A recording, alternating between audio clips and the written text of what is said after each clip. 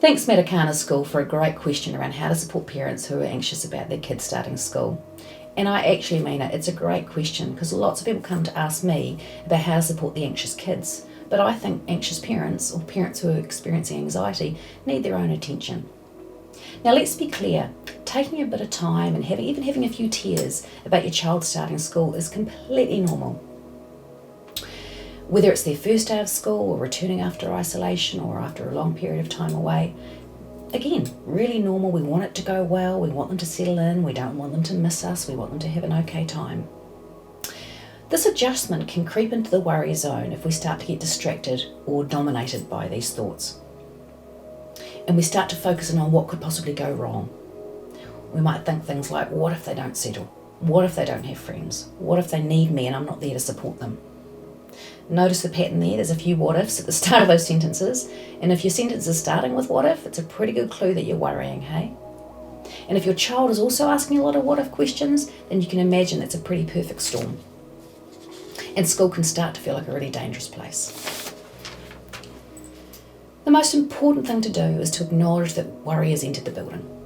Rather than avoid it, we want to name it and acknowledge it and make a plan for it. We want to learn a bit about anxiety. It is normal and natural, but ultimately it is the brain tricking us and tricking its own alarm system into thinking that things are dangerous when they're not.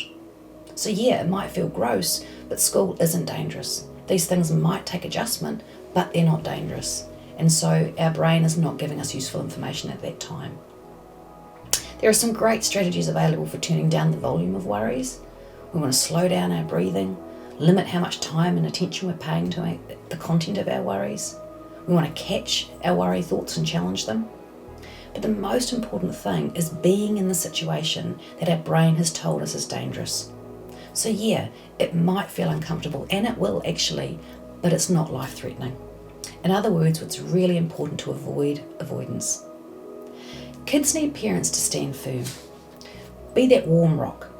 You want to give them support, you want to be understanding and compassionate, but you need to make them go to school. They need to be in the places that their worry brain is telling them is dangerous.